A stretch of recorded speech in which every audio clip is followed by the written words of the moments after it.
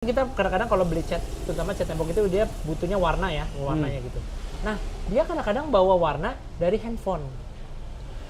Nah, itu tuh sebenarnya bener nggak bener sih. Jadi karena warna di handphone sama warna di asli cat itu berbeda sebenarnya. Itu banyak sih terjadi kesalahan paling itu. Jadi kebanyakan saya udah bilang nih kalau datang misalnya dia mau warnanya hijau gitu. Dia boleh saya lihat contoh warnanya, dia kasih lihat handphone. Saya bilang, wah kalau di handphone mungkin agak sedikit berbeda. Saya harus biasanya nunjukin color card gitu. Oh, color card. Sofi boleh minta color card, Sofi? Jadi kalau di kita SOP-nya kalau ada yang datang minta cat, selalu kita kasih color card gitu. Yang lebar aja, Sofi, yang lebar aja. Yang lebar aja, Sof, yang itu yang buku. Kadang-kadang soalnya dari handphone itu pasti ada berbeda sama dari cat asli kalau udah diaplikasikan dengan asli gitu. Jadi kadang-kadang customer komplain gitu, makanya dari awal kita di SOP udah bikin gitu. Nah, contoh ya di kita ya, kalau di kita selalu kita kasih langsung dari buku seperti ini. Nah, kalau di sini kan sudah ada warnanya nih. Nah, kalau warna ini yang ada di buku ini sudah pasti warnanya nanti 100% sama yang nanti diaplikasikan di tembok gitu. Nah, kalau di handphone karena lightning ya kan, kita juga mungkin pencahayaannya jadi berbeda kan, jadi pasti nanti warnanya akan sedikit berbeda dan itu nanti jadi biasanya komplain customer gitu. Jadi kalau aku sih siasatinya pasti kalau datang aku selalu langsung kasih nih mau warna apa, lalu lebih baik dicek di sini gitu. Apalagi sekarang kan zamannya online nih. Nah, kadang-kadang kalau customer baru, maksudnya dalam artian kata baru, dia pengen ngecatnya baru, bener-bener baru warnanya gitu. Saya selalu saranin untuk datang ke toko langsung. Kenapa? Karena kalau di toko kita bisa lihat langsung di sini ya. Warnanya, bahkan bisa bandingin, bahkan kita bisa kasih rekomendasi warna gitu, oh cocoknya ini seperti ini, gimana maunya gimana. Karena kalau lihat dari online aja kita kirim gitu, kadang-kadang nanti hasilnya tidak sesuai dengan ekspektasi. Seperti itu. Banyak kesalahan sih. Berarti toko cat harus punya ini ya, color palette ya? Harus color palette. Nah, kalau di kita bahkan kalau dari Nippon Paint, kalau di kita kalau yang datang ke sini beli atau nggak beli, datang aja ke sini, beli atau nggak beli. Nanti kita kasih buku ini. Jadi bisa pulang. Kan kadang-kadang orang suka bingung nih datang. Aduh, aku warna apa ya? Suaminya pengen hijau, istrinya pengen pink. Itu sering banget tuh, ya kan? Bahkan sering banget tuh ribut itu. Gitu. Mohon maaf ya, ini ya pasangan suami istri yang mungkin udah ke toko. Sering banget tuh ribut tuh. Suaminya, "Mama aku mau yang biru." "Ah, enggak, Mama sukanya yang pink." Aduh, ribut tuh kan. Saya bilang ke customer dibanding ribut, lebih baik bawa pulang dulu aja color card-nya. Nanti kalau udah ditentukan warnanya cocok gimana, boleh balik lagi ke sini baru kita buatkan seperti itu. Kalau di kita gitu sih, di kita di Sinar Asia. Mungkin nyambung ke customer ada nggak? Pernah ngadepin customer yang gimana atau yang aman-aman aja? Yang aman-aman aja? Pasti ada, cuman yang nggak enak. Oh, jangan ngomonginnya. Kalau dia ngomonginnya pasti lah kelakuan customer pasti ada. Salah satunya itu tuh yang saya sering lucu adalah kalau suami istri datang gitu ya. Jadi mungkin kesini belum ada pilihan warna, kita kasih pilihan warna. Jadi perbedaan tuh. Saya jadi bingung, jadi pertengkaran rumah tangga dibawa ke sini gitu. Mama ini. Saya bilang aduh, kita kan hanya menyediakan, kita hanya kasih rekomendasi ya gitu. Jadi agak ya gitu aja lah jadinya kan gitu. Jadi agak nggak enak gitu. Tapi sih so far sih biasanya pulang ke sini akhirnya udah menentukan, pilih juga sih warnanya gitu. Iya gitu. Kalau toko cat ini udah berapa lama hadir, Bang?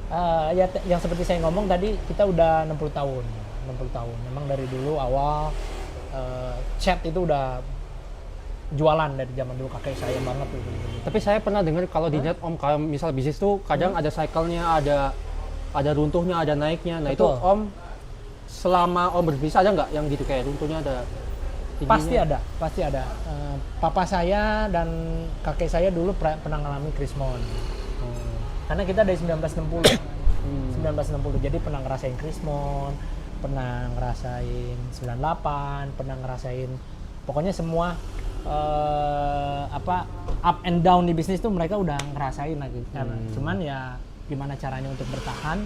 Nah, itu saya banyak belajar sih dari papa saya sama bungkung saya, gimana kita bisa bertahan di persaingan dengan bisnis yang segimana macam dengan kondisi ekonomi yang gonjang-ganjing lah zaman dulu gitu.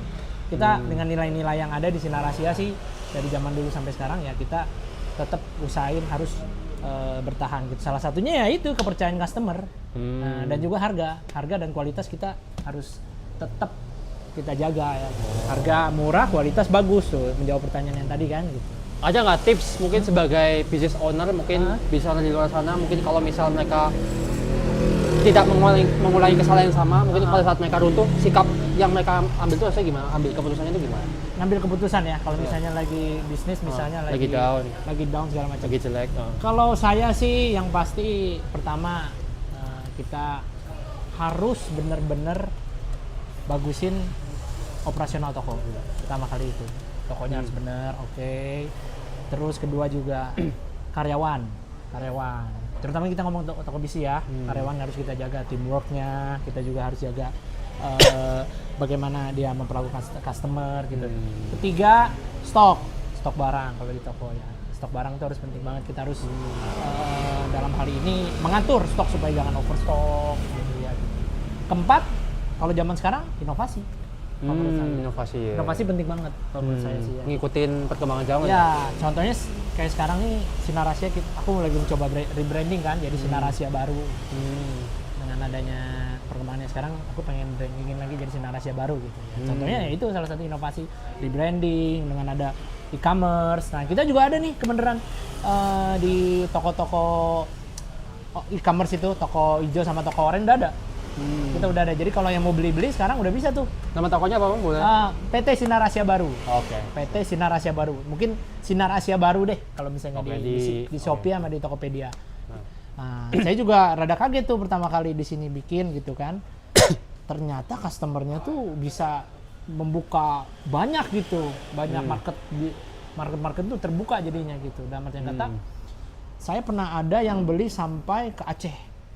Waduh, bingung juga kan ya. Terus gimana itu? Ya, aku sih pertama kali keluar dari resinya gitu ya. Oh, bener kan ini di Aceh gitu ya? Bener. Ternyata bener. Sampai ujung sana gitu, sampai ada yang mau beli gitu kan. Berarti ada sesuatu yang di Aceh nggak ada, makanya beli ke sini gitu? Ya, mungkin. Atau mungkin harga, atau mungkin dengan marketing gitu ya. Mungkin bisa macam-macam juga. Malah kemarin kita kirim ke Kalimantan. Kalau jauh-jauh gitu kan ongkirnya mahal kan? Iya, saya juga bingung gitu.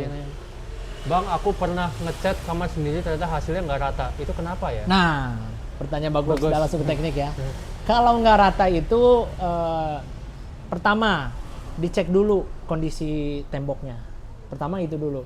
Karena kadang-kadang tembok itu satu permukaannya kita nggak tahu ya kondisinya di awal gimana ya. Apakah nggak rata pada saat pengerjaannya. Kedua juga bisa lembab.